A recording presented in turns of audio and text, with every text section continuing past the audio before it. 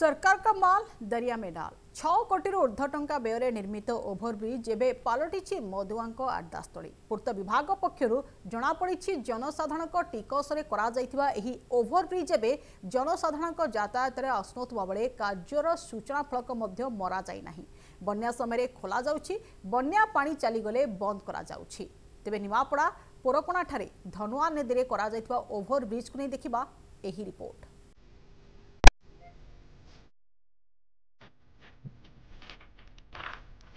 निमापड़ा पिपिली मुख्य रास्तार पोरकणा छक निकट में धनुआ नदी उपर निर्माण कराଯାଇଛି ओभरब्रिज।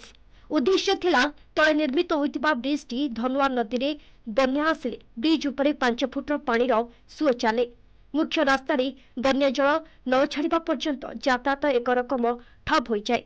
एही समस्यार समाधान पाई पूर्त विभाग पक्षरु 6 कोटी 15 लक्ष 92,769 टंका व्यय एठारे एक ओभरब्रिज निर्माण करागला। 4 वर्ष है निर्माण सरलाणी एपर्यंत कार्यकारी हो नथिबा बेले विगत वर्ष बन्या समय ओभरब्रिज टी खोला जाइथिला बन्या परे बंद कर दियागला। एठी किंतु मधुआ माने एठारे मद पी बोतल भांगुछंती ब्रिज उपरे।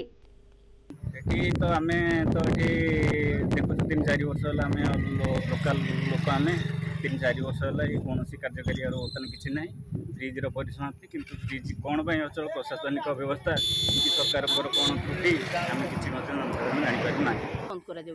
दुखर कथा दुख परितापर कथा धनुआ नई निमापड़ार दुख कहले धनुआ नई रे दीर्घ 4 वर्ष पूर्व गोटे नूतन ब्रिज निर्माण सरी किंतु से ब्रिज की जनसाधारण बा यात्रिकर जीवाज गमनागमन पे आज पर्यंत से ब्रिज कौन पाई खोलुनी ये आपर अनेक थर आम प्रतिक्रिया रखीचु कि दुखर कथा से जो नुआ ब्रिज जो यातायात आज पर्यंत हो पारुनी सेठी निशाड़ी माने स्थानीय निशाड़ी माने मद पीवा हो देखिए आपण गले निजे देखिपारे।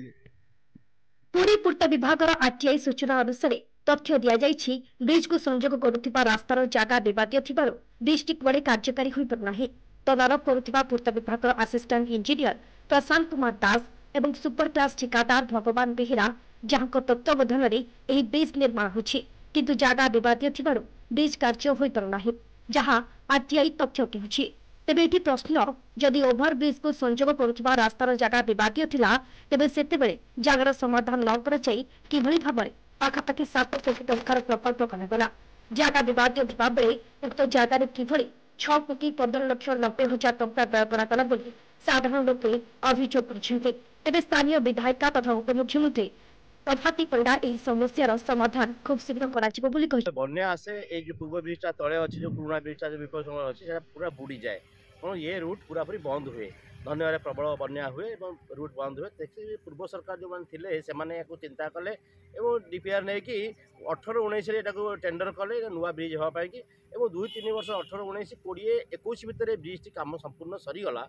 आपण मान देखिबे ब्रिज टी सेही दिन तारु काम सरी जाइछि किंतु अचल अवस्था रे पडिछि किंतु एपर्यंत ए ब्रिज उद्घाटन हे नै कि ब्रिज कार्यकारी हेउ नै तार कारण कोन एपर्यंत लोक मान को जते कहिले बा सरकार जते कहिले मते कथा जानि पारु ना 3 मास भितरे सबु कथा सरीबा भली आपण देखि परिबे। पाखापाखि 7 कोटी टंका व्यय निर्मित एही ब्रिज एवं अचल जे उद्देश्य एही ब्रिज निर्माण करागला ताहा एबे साधन होई पारु नाही। बन्या आसिले ओभरब्रिज चाले तापरे बंद पड़े। तेबे एही अजब योजनार प्रश्नर उत्तर एबे खोजुछंती निमापड़ावासी। निमापड़ारू निवेदिता मिश्रଙ୍କ रिपोर्ट एनडीसी टीवी।